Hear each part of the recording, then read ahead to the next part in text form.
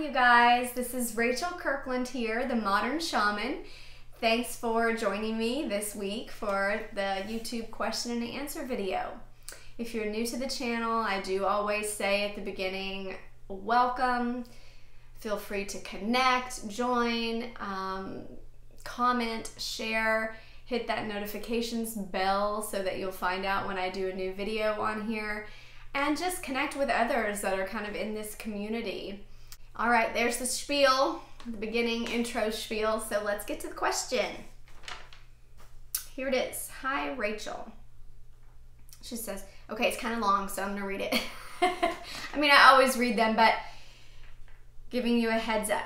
All right, Rachel, I have been working on strengthening my connection to spirit and have enrolled in psychic and mediumship classes online to practice with other students. Awesome. Surprisingly, when I have been attempting to form a link with spirit, either for myself or for others, I have connected to higher forms of consciousness, such as the angelic realms, Christ, and some that I haven't even put a label on. When I form these connections with high vibrational beings, it is light, expansive, and peaceful, without effort. But for some reason, when I try to connect with a human that's crossed over for mediumship, it takes a lot of effort. Although I can form a link, it feels further away, almost wispy and hard to grasp. Why is it easier, in my experience, to connect with other forms of consciousness versus spirits that have crossed over? Okay, love it. Let's dive into the question. I'm going to take a moment and center myself, just asking Spirit to speak and answer this question more than just from my perspective, but from the broader perspective. So, just going to center in.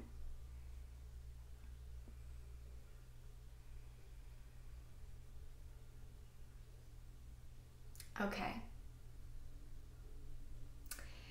First thing I want to talk about is a sense of encouragement. To all of those, I'm speaking to the one that sent in this question, obviously, but also all of you that are seeking to develop and strengthen your connections to spirit. Just a bit of a bravo to you and encouraging you on your path. You'll know this if you take my psychic development classes, or even if you've watched any of my videos or followed me at all, probably. But psychic development and the way that I talk about it and teach it, and what I truly believe, is that it's almost in opposition to the way that we are normally educated, because it is intuitive in nature. It is your organic, natural state of being. And so we cannot judge it like any other type of education. We cannot look and, well, we can, and some people do, okay? But in my experience, from my perspective, when you talk about spiritual experience, spiritual connections, transformative, I'm talking about truly connecting with the divine, speaking to and having this telepathic communication with the realm of souls and heart and love. This energy cannot be confounded into our typical ways of left brain strategy of what is effective as, did we do it right or did we do it wrong, right? The way that we can test and gauge and quantify knowledge. It's not at all the same. So when you start diving into strengthening, growing, a sense of progression on your own spiritual path, we have to really be careful at self-judgment, at trying to see and gauge where we are on the path, right? Did I do it right? Am I connecting? You just have to let all that sense of ego and assessment go and stay true to the truth of what you're experiencing, the non-linear sense of connection and the validation of intuitive knowing. This comes from a deeper space of being than of the doing aspect. Now, there is a tricky kind of ebb and flow here, or bridge, I like to call it a bridge, that we walk as practitioners of this. When you start to do it for a living or for others, or being, this is part of why I like the term shaman, and what I do is because I do feel like the navigation is a bridge, and sometimes that bridge can be a shaky wooden bridge hanging, with very little underneath it, and sometimes it can be a concrete, strong sense of strategy that's been built. But when you are trying to connect over, my first piece of advice to you as the questioner is don't judge yourself for what you're receiving. Stay in alignment with your truth, meaning be as honest and as transparent as you can be with the person that you're sharing, or with, even if you're not doing it, practicing with a partner, even if you're doing this with yourself, in your own self-inquiry, in your own meditations, in your own journaling of what you're experiencing. Try to let go of the mental concept of what education, what learning looks like, all right? And move into that childlike remembering state of experiential presence, meaning you are fully and totally enraptured in that experience. When you are there, your state of being is in oneness with that connection. And you're not needing to language it oftentimes. You're not needing to understand it. You're not needing to move it into that left brain logical systematic process of judgment or of assessment, okay? It is kind of now not all people teach the paranormal or parapsychology. Not all of them teach any of mediumship this way. Some of them will tell you you have to find 25 points of evidential information in order to connect a link, and they'll go through it very systematic, very logical. I teach it very differently. So I'm not saying my way is right for everyone, but this is true for me, and I can only speak from that space. You're asking me, so you're getting my answer, right? If you ask someone else, you may get a very different answer from them, even within the paranormal teaching modalities, all right, and structures of education. That being said, when I'm going to get a little detailed into your question, when you're describing your sense of connection and you're saying it's very native for you to connect with higher forms of consciousness, my cat is chiming in here in her resonance. This is all about frequency and your native resonance, and this may just be a more native space for you to go towards. And there's nothing wrong with this, even within our psychic gifts, whether it be you tuning into using your clairsentience, clairaudience, clairvoyance, all of these, sometimes we have a particular predominant vibrational resonance or predominant form of connection that feels more at ease, or we flow into it more naturally. And others may feel more coarse or grainy. You're explaining it really well in the way you're languaging it. And I would just commend you even on that, in noticing the subtleties between the differences in vibrational beings. This is part of developing and practicing it, is that you will notice that each frequency, I'm going to say frequency because to me there's a musical note, there's a sound, there's a key that you're hitting. It's like I can feel, almost like a radio dial, I sync with certain vibrational tones. Now, when you're going to high vibrational beings, like you mentioned Christ, or angels and other beings that you haven't labeled, they will have a sense of vibrational tone to them. And similar to the radio dial, some you may sync up with really easily. You may be able to find that note and align and share messages. This is why some people specialize in this field with being channelers of angelic entities or Christ consciousness. They just natively are drawn and feel a sense of like attracts like in terms of law of attraction or frequency and vibrational resonance with certain energies. So this just may be a more native connection to you. There's nothing wrong with that. That's in my way of viewing it.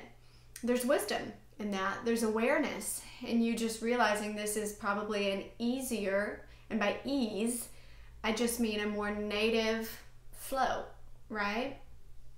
Doesn't mean you can't develop the muscle and strengthen your other forms of connection. Now, when you're moving into mediumship, and you described it as further away, this may be true. This may be further away from your native frequency, meaning you're having to shift from, I'm going to use the example of a radio dial, right? From 95.1 to way up to 104.2 or way down.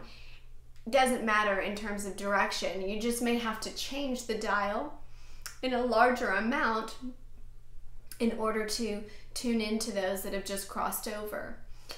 And it, depending on what you're looking for in your reading, and this may get a little more detailed, but if you're looking for evidential information, meaning if they're seeking a connection and they're wanting, and you're seeking a connection of what they looked like, of how they spoke, of their languaging, of how they crossed, of names, of any details that are very 3D, meaning very human, very of this earthly realm, you're going to need to be in a frequency that is similar to that. This is a very dense, a very coarse, to me it feels coarse, feels grainy. There is a density to it, meaning it feels heavier. When I am always coming back into body or connecting with those in terms of mediumship, there's a grounded energy to it. It feels like we're almost like I always feel like a buoy on the water. Like there's something that's pulling me down in this resonance, and that's very accurate with the way that you described it. Also, as feeling when you're making the higher vibrational connections, it's very expansive, it's very open, very detached, very light and easy. There's a lot of flow, a lot of air, etheric energy in those frequencies. Even in a molecular level, there's more distance, it feels like, between the molecules. When I'm connecting in that energy, it's almost like etheric. Now, as you're going over in terms of connecting with those that you're working with for mediumship, you can set that dial even more direct. So when you're in that interaction with the other person, you can simply set the intention to tune into a more human frequency of this person that just crossed over. The trick is that when you're connecting, even as a medium, and you're doing this for the other person, you always want to ask them their intention for connecting. What are the questions that they're looking for? In my experience, if they are looking for knowing that their loved one is okay, is safe, is at rest, peace, these types of things, oftentimes we may connect with the higher vibrational being of their loved one, meaning we have access to all aspects, all of our consciousness at all points. And when you're connecting with someone that's crossed over or someone that's here, you can connect up with various frequencies of their being, various levels no matter the way you word it, various levels of their own consciousness. I mean, you can connect with their higher self, their angelic self, their highest form of being. You can go all the way to source or all the way down to mud and muck in a single organism. Layers of their own consciousness from which you can frequency tune into. So sometimes when they are asking and their heart is wanting a question of peace, it doesn't have much to do with evidence. It doesn't have much to do with the human aspect of their being. Although they may seek that because they want a sense of connection to know it is their loved one that you're definitely connecting with, you may be going towards answering their question from their higher connection, from their higher self of that loved one. And they may be just sharing that message of love. And those messages tend to be very simple. The higher and higher you go in frequency, the simpler the messages are. Not a lot of words, not a lot of much other than a sense of being of love. I mean, it's in its totality. So the form of expression is profound, but that level of languaging of words, of the imagery that you see and the feeling is not human in the way that you would describe it. So it's very different here. So I would always start asking what they're seeking, all right? Because that will help you in terms of frequency to know where you want to align, where you want to set your target in terms of connecting with that person in a frequency that is similar to what they were on Earth, meaning just crossed over and still enabling a sense of personality, still seeing how they dress, still hearing how they speak, still embodying a lot of the human personality that they may connect with and resonate with. And this may take time. It may, again, develop like a muscle. It's okay if it feels strenuous at first. This may just not be a native energy. That doesn't mean you're doing it wrong, all right? It just means you're learning to develop that muscle. And then if they are asking questions of peace or of the heart or a sense of love, then you may go to a higher aspect of that person, connecting with their higher self, diving deeper into kind of the reasons and purpose. And sometimes they want to know, why did this happen? Or a deeper question there of like, what is the message that they may have? And so this can often be felt from higher vibrations of that own incarnation, of that own soul. And you can relay those messages as well. And that may be a little easier for you in terms of your native frequency. I would just encourage you in it, in all levels of your inquiry and exploration. Keep your heart in a sincere space. Again, try not to judge your process of what you're receiving in everything that you do.